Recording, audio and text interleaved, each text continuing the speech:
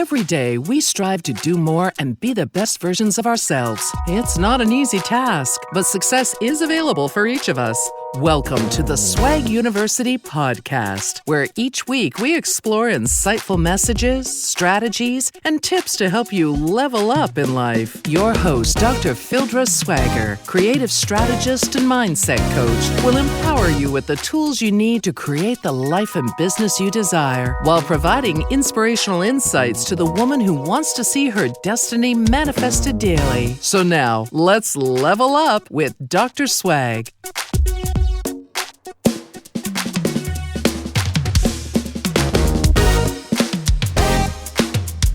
Hey, everybody, it's your girl, Dr. Swag.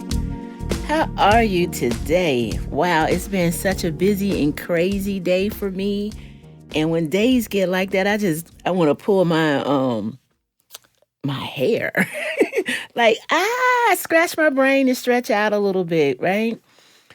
But I know when I feel that way, it's because I feel like things are out of order. Like, for some reason, the systems that I have in place, my routine is not working.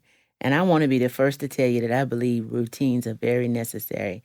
I'm not always the best at following the routine, but I will lay out a plan in order to keep me structured, in order to move forward on my goals. And so, you know that I've named this year the year of my transformation, which means that I have some big goals that I want to hit. And actually sharing this podcast is one of them. And I want to thank everybody for the way you've been tuning in and showing me love. It's just so reaffirming that there's space in the world for all of us to share information and grow together. So right out the box, thank you for that.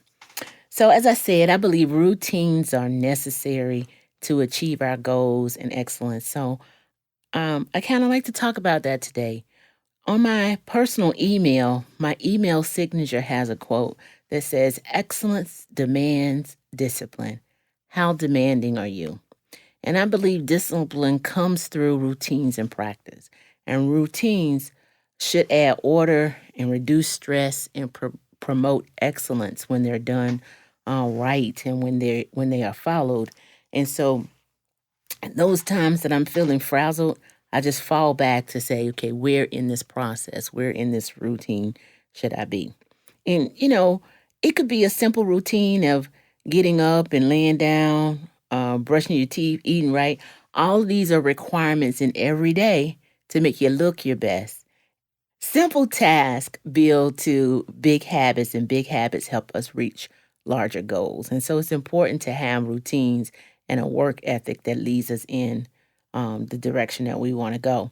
The fact is, a person without any routines would be an individual in trouble, okay?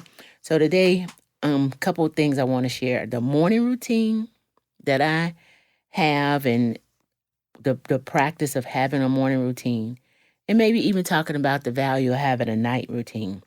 So the morning routine, the Bible says that Jesus prays in a solitary place, right? So very early in the morning, while it was still dark, he got up, left his home, and went to a place of solitude where he prayed.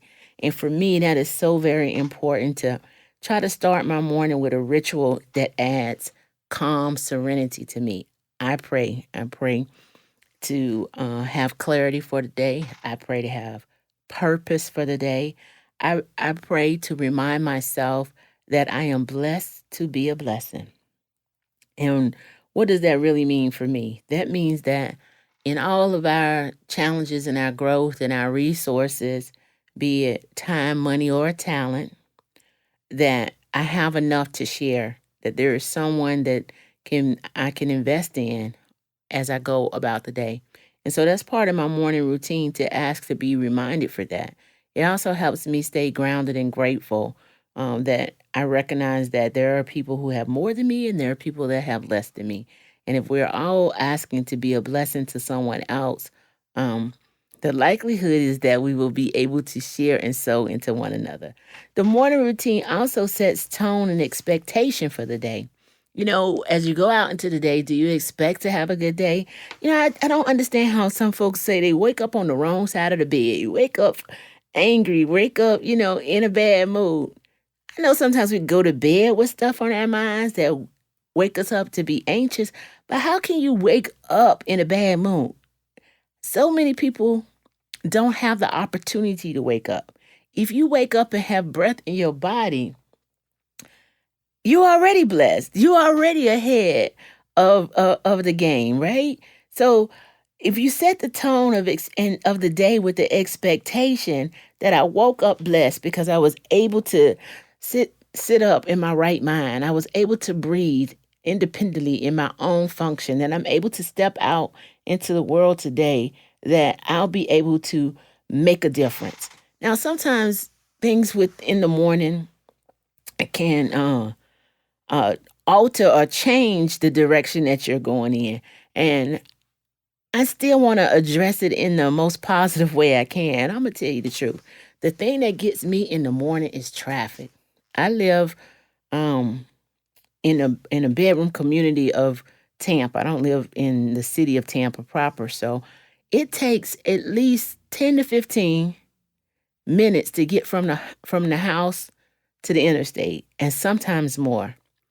And makes that little junction from the house to the interstate and from the interstate to the expressway can make my drive at least 15 or 20 minutes longer. So what would typically take me 35 minutes to get to the office can sometimes take me an hour. Okay. So why am I even talking about traffic? Because traffic is like a non-important factor in our lives. But it's two things.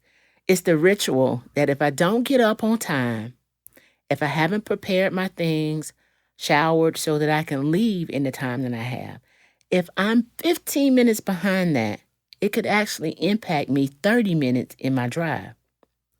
30 minutes delayed to start the day that I had already planned, I'm now infringing on other people's time because my meetings are running behind. My deliverables might run behind. And it just continues to add frustration and fluster to the day. So it's the little thing that makes a big difference. But what about this traffic? Can I do anything about it? I'm not actually going to move, and I can't control how other people drive into the office or wherever they're going in a hurry.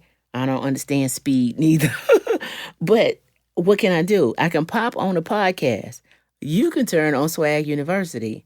You can turn on some good music. You can do things that help you stay in the frame of mind that aligns with the expectations you have for the day and set you up for productivity for the rest of the day.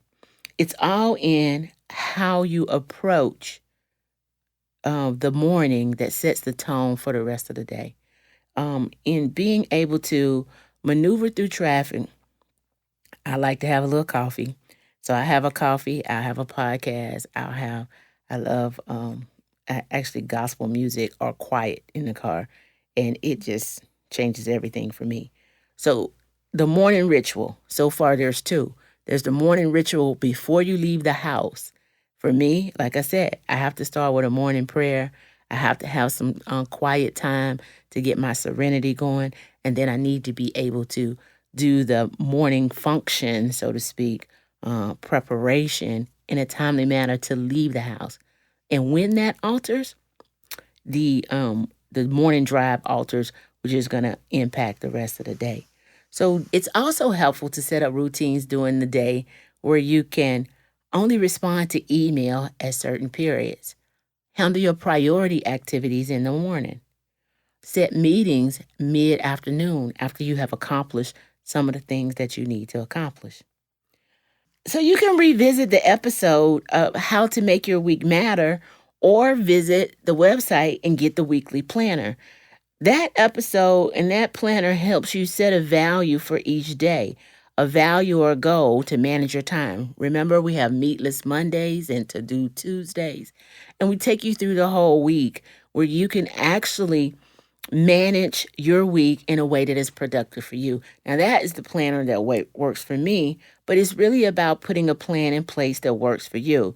Why? You want to manage your time and your thoughts.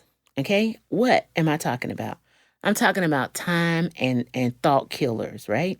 for me to help me get organized, because I'll continue to admit to you that my struggle is uh, meal planning and food prep, right? It's just, I'm a little more spontaneous in my palate to put a scoop of brown rice and some salmon and asparagus in 5 containers and know that I want to eat that all week just does not appeal to me. But it's still very important that I meal plan around foods that I can have. So I'll spend Saturday prepping items that I can eat. So I might have 2 or 3 meats or 2 or 3 vegetables and some fresh vegetables and things that I can put different meal combinations together that still work in my plan. So that is me not killing time about what it is that I'm going to eat. And then another time killer, especially if we think about our morning routine, is picking out clothes in the morning. Why wait to decide what you're going to wear in the morning when you already know what you are at least planning on the confidence that you're going to wake up, right? What your next day will be like. Go ahead and pull that out.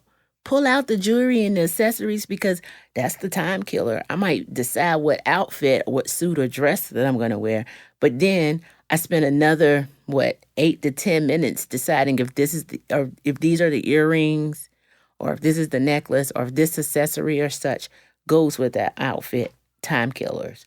So planning and having routines helps us not to fall victim to thought killers and time killers, because the more productive time you can have to engage in the things that build you up as opposed to distract you will definitely move you toward your larger goals for this year. So the weekly planning, the morning planning, now the night planning, and I know that seems a little out of order, but I'm going to come to night planning because this is one that I've recently really started to put into place. And I'm telling you, it's a game changer. You hear what I say? It is a game changer. So I'm just talking about making sure you have a wardrobe for the next day. The night routine, let me tell you, I don't know if you journal or not, but just writing down what the reflection for the day was, how you will reset for the next day. So what's the reflection? The reflection is, what did I achieve today? Even if I was thrown off for 15 minutes, or my boss came in and I had an impromptu 20-minute think session, or if, anything could happen. The kids could need me to pick them up from school, which was not on the schedule today. Was I able to accomplish the things that were on the schedule? Let me think about it. Let me jot it down.